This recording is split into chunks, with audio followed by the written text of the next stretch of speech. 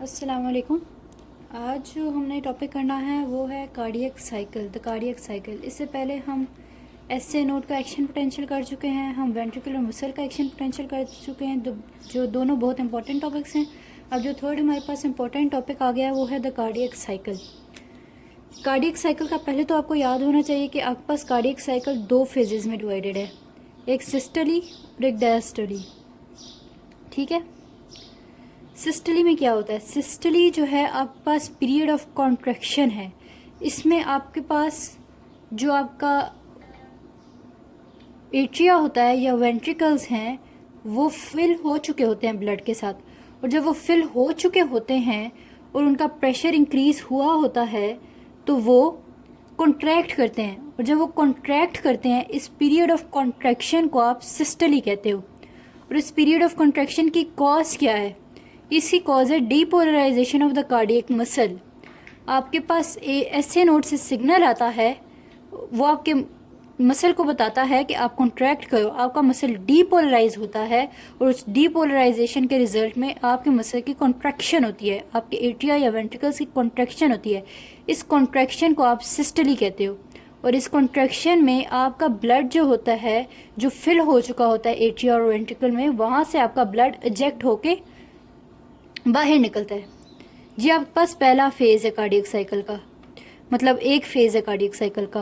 और दूसरा जो फेज़ आपके पास आ जाता है वो है डायस्टोली। डायस्टोल में क्या होता है? डायस्टोल में ये होता है कि ये पीरियड ऑफ रिलैक्सेशन है।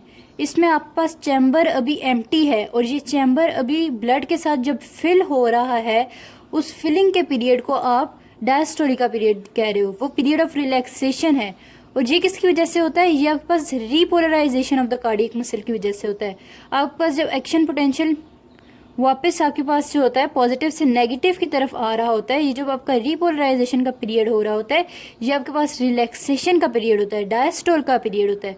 और इस रिलैक्सेशन के पीरियड में आपके पास चैम्बर्स जो होते हैं वो ब्लड के साथ फिल हो रहे होते हैं, एट्रिया और वेंट्रिकल ब्लड के साथ फिल हो रहे होंगे, तो इस पीरियड को आप डायस्टोल पीरियड कहोगे।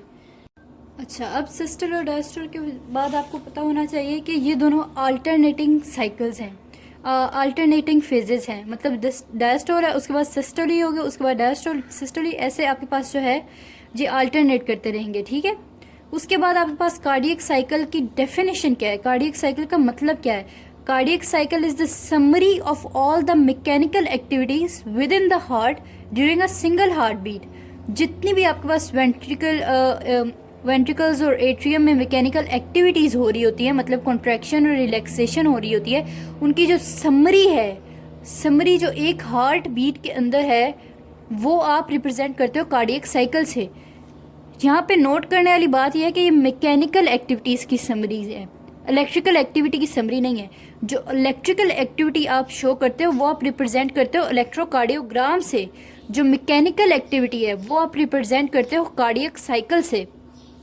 सही हो गया। अब आपके पास आगे 3-4 पॉइंट्स है याद करने वाले। उसमें यह है कि सिस्टोल, जब आपके पास कॉन्ट्रैक्शन हो रही होती है कार्डियक मसल्स की, जब आपके पास वेंट्रिकल्स कॉन्ट्रैक्ट कर रहे होते हैं, तो उस वक्त आपका प्रेशर इंक्रीज हो रहा होता है। और जब रिलैक्सेशन हो रही होती है, डायस्टोल हो रहा होता है, तो आपके पास प्रेशर डिक्रीज कर रहा होता है। ये 2 पॉइंट याद करने वाले। उसके बाद आपके पास एक लफ्ज़ आता है जो आपकी बुक में बार बार दिया हुआ है, आइसोवॉल्यूमिक चेंज। ठीक है। आइसोवॉल्यूमिक चेंज में क्या होता है कि आपके पास वॉल्यूम सेम रहती है, मगर आपके पास प्रेशर इंक्रीज या डिक्रीज हो रहा होता है। इस आइसोवॉल्यूमिक चेंज के दौरान आपके पास दोनों वॉल्व्स, एवी वॉल्व और आपके पास जो है semilunar valve, that is the pulmonary and aortic valve, वो दोनों क्लोज होते हैं, और आपके पास प्रेशर चेंज होता है, वॉल्यूम चेंज नहीं होती। ये आइसोवॉल्यूमिक जो है, इस लफ्ज़ से आपको ये याद होना चाहिए। ठीक हो गया। ये थोड़ी इंट्रोडक्शन थी कार्डियक साइकिल की, 2-4 इंपॉर्टेंट पॉइंट्स से याद करने वाले। अब हम phases of cardiac cycle discuss करेंगे।